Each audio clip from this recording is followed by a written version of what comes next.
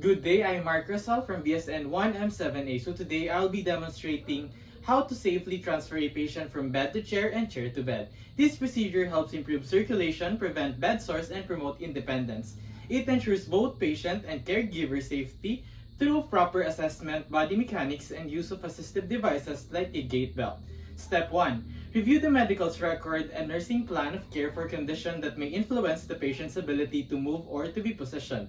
Assess for tubes, IV lines, incisions, or equipment that may alter the positioning procedure. Identify any movement limitation. Next, gather all the materials including the chair and gait belt. Next, we need to perform the hand hygiene and put on PPE as indicated.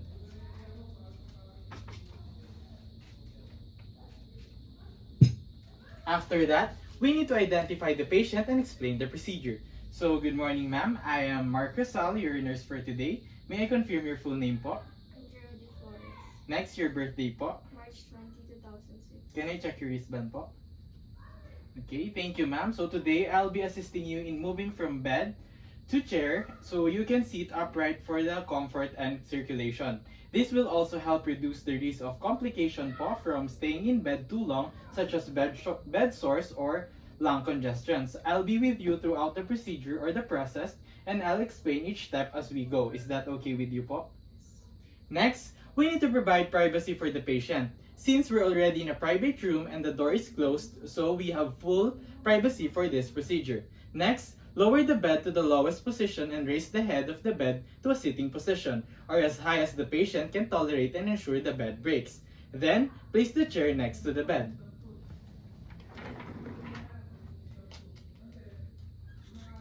After that, encourage the patient to use a stand assist aid if available. Alternate for that, I will assist her to move toward the side of the bed and into a side-lying position facing the chair.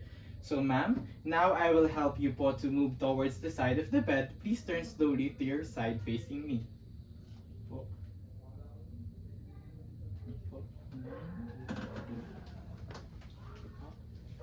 Next, lower the side rail if necessary and stand near the patient's hips with your legs shoulder width apart and one foot slightly in front of the other.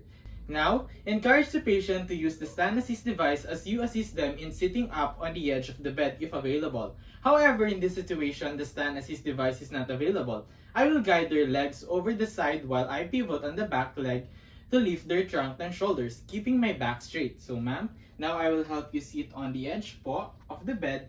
Please swing your leg over the side while I support your back and shoulders. 1, 2, 3, 4. Okay. So ma'am, now po, please hold on my arms and on the count of 3, we'll sit up together. 1, 2, 3. And after that, stand in front of the patient and assess for any balance problems or dizziness, allowing their legs to dangle for a few minutes before proceeding. So ma'am, are you feeling dizzy or lightheaded po? So let's sit here for a minute and allow your body to adjust. Next, assist the patient in wearing non-skid footwear to reduce the risk of falling.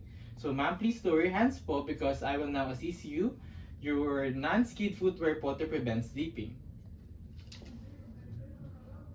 After that, we need to secure a gait belt around the patient's waist according to assessed need and facility policy.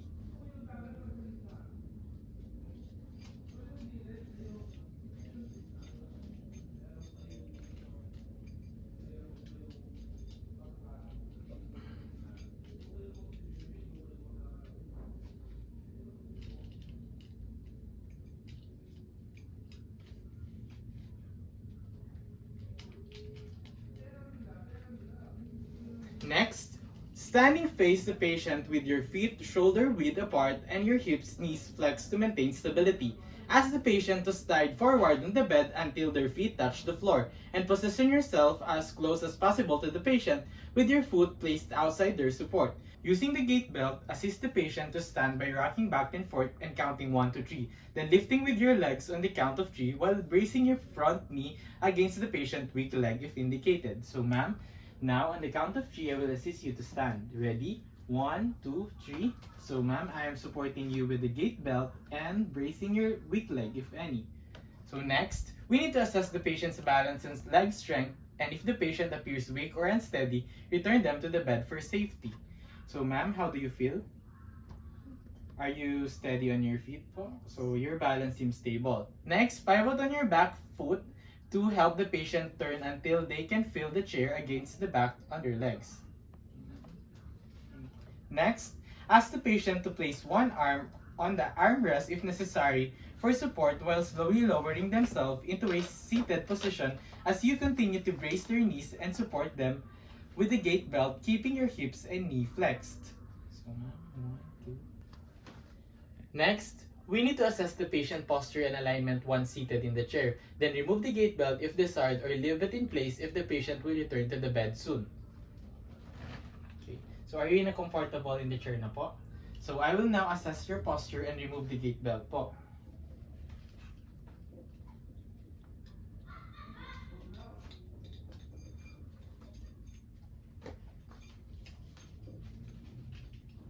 Then, after that, cover the patient with a blanket if needed, then pull the side of the table closer.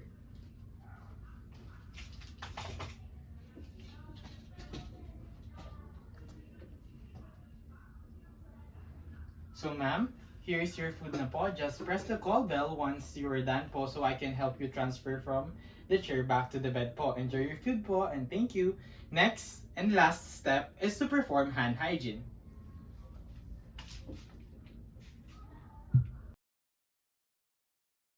So now, I will be performing a written demonstration for transferring patient from chair to bed. So step 1, we need to perform hand hygiene and wear PPE as needed. Next, we need to prepare the environment by removing the obstacle and ensuring the privacy.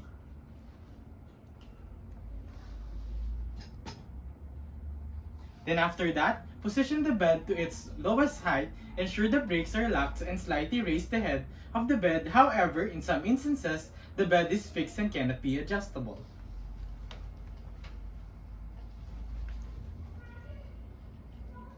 Next, we need to apply a gait belt securely around the patient's waist. So ma'am, I am now placing the gait belt around your waist to help support your safety while standing and walking toward the bed.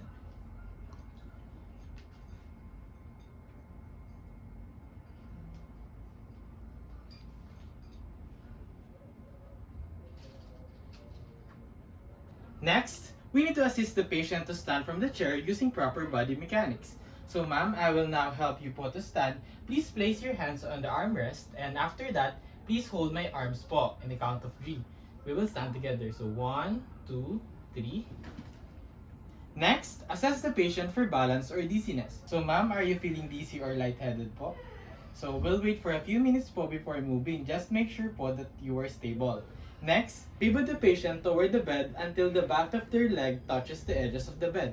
So ma'am, let us now turn slowly toward the bed po. I will assist you until the back of your legs are touching the bed. So let me know if you feel unsteady po. 1, 2, 3. Next, assist the patient to sit on the bed and remove the gait belt.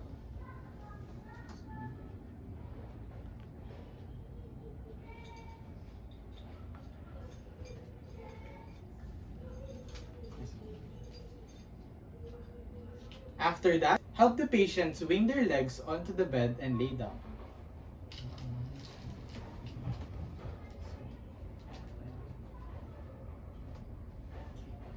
Next, adjust the bed for comfort and safety. Ensure the call bell and needed items are within the reach.